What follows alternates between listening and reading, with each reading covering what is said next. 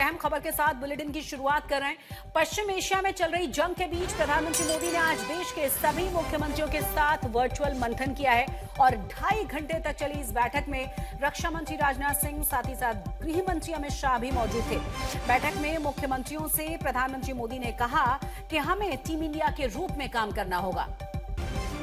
बैठक के बाद प्रधानमंत्री मोदी ने एक्स पर पोस्ट भी किया है। प्रधानमंत्री ने लिखा है कि मिडिल ईस्ट में जारी संकट के बीच आज राज्यों के सीएमओ के साथ समीक्षा बैठक की।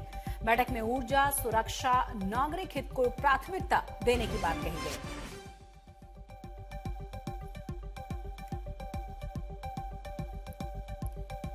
तो प्रधानमंत्री की तरफ से एक्स पर भी इसके बारे में जानकारी दी गई है। बहुत ही महत्वपूर्ण इस बैठक को माना जा रहा था और आपको बता दें कि लगभग 2.5 घंटे तक मंथन चला है, क्योंकि जिस तरीके से लगातार युद्ध हो रहा है और जिस तरीके से पूरी दुनिया में ऊर्जा संकट है, ऐसे समय में भारत में किस तरह से एक टीम की तरह काम किया जाए, इस पर मंथन किया गया है। ज्यादा जानकारी के साथ हमारे संवाददाता हिमांशु जुड़ गए हैं। हिमांशु, ये बहुत ही महत्वपूर्ण मीटिंग मानी जा रही थी और जिन जिन राज्यों में चुनाव है उनको छोड़ करके तमाम मुख्यमंत्रियों को इस बैठक में शामिल किया गया था।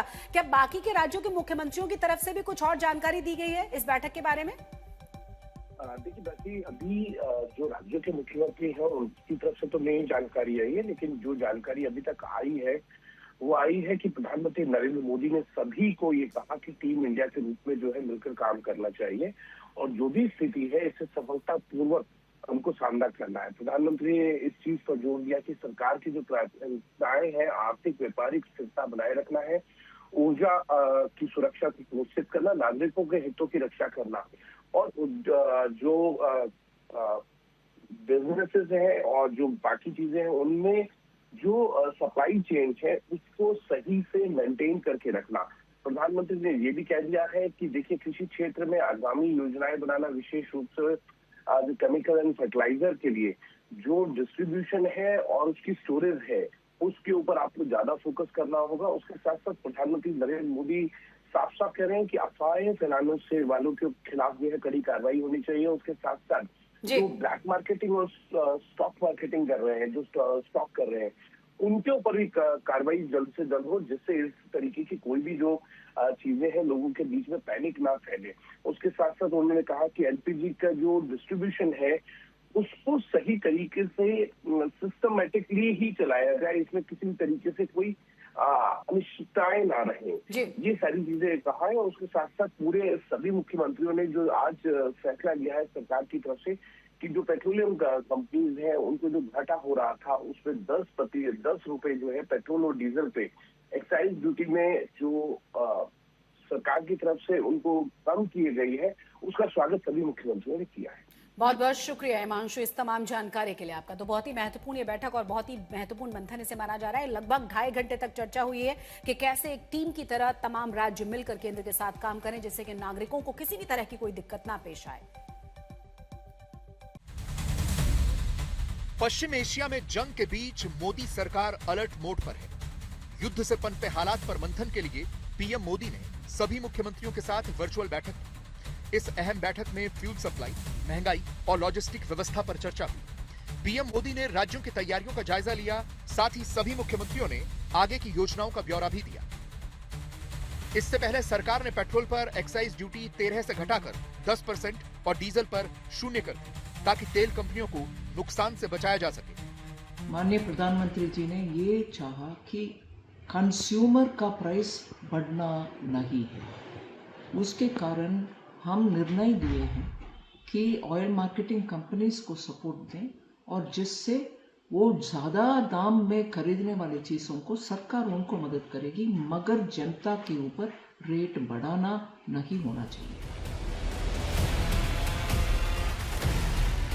मोदी सरकार बार बार कह रही है कि घबराने की जरूरत नहीं, तेल और गैस का भंडार भरा हुआ है।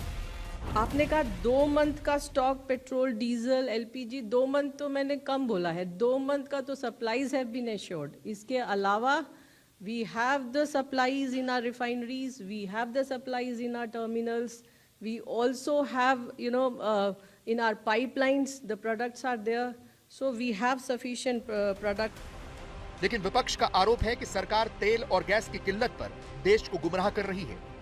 आप किसी पेट्रोल पंप पे चले जाएं, किसी गैस एजेंसी पे चले जाएं, बड़े पैमाने पे लोग खड़े इंतजार कर रहे हैं। कुछ लोग रात भर रुक रहे हैं या रात भर इंतजार कर रहे हैं कि कैसे गाड़ी में पेट्रोल मिल जाए, डीजल मिल जाए। और फिर जब देश के प्रधानमंत्री जी ने हाउस में ये कहा कि कोरोना जैसी परिस्थिति आ सकती है, और फिर उनके जितने नीचे नेता हैं सब झूठ बोल रहे हैं। मुख्यमंत्री जी क्या बोल रहे हैं, डिप्टी सीएम क्या बोल रहे हैं, एक और डिप्टी सीएम क्या बोल रहे हैं, इनके लोग इनके इशारे पर आप लोगों के माध्यम से झूठ बोलवा रहे हैं। कम से कम सच बोलना चाहिए।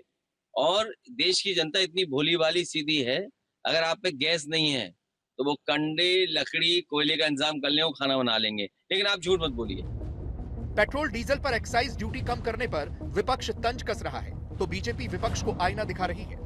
मैंने हरदीप सिंह पुरी साहब का बयान देखा था। सरकार के पास भी जो राजस्व आता है वो लोगों की जेब से ही तो आता है।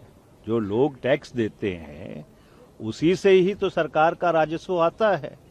तो अगर सरकार ने एक्साइज ड्यूटी कम की है तो कोई सरकार अपनी जेब से पैसा थोड़ी दे रही है।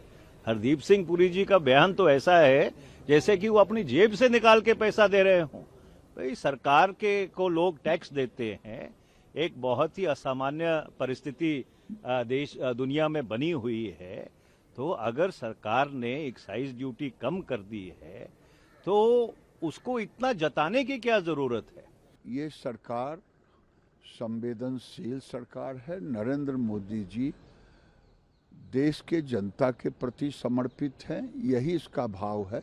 लेकिन दूसरा देखिए, हिमाचल में घोषणा कर दी मुख्यमंत्री ने, कांग्रेस के मुख्यमंत्री राहुल गांधी इस पर जवाब नहीं दे रहे हैं कि उन्होंने कीमत बढ़ा दिया डीजल पेट्रोल के। तो ये दुर्भाग्यपूर्ण रवैया है। बंगाल की वही हाल है, राज्य सरकार की। सारे सरकार जो नॉन एनडीए सरकार हैं वो ऐसे समय में भी जनता को साथ नहीं दे रहे। इधर देश में कई शहरों में लॉकडाउन लगने की अफवाह से पैनिक बना हुआ है।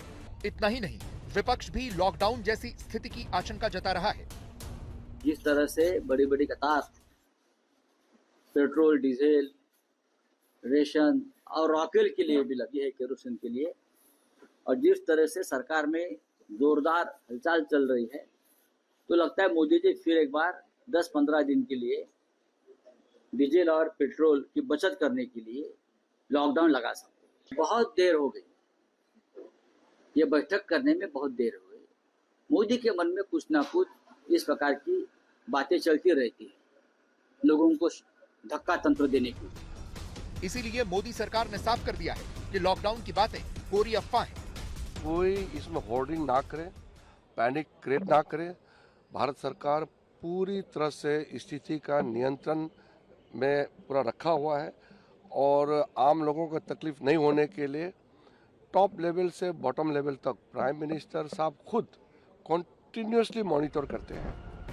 शिवसेना यूबीटी कह रही है कि मोदी सरकार देश में गैस और तेल की कमी पर स्पष्ट जवाब दे।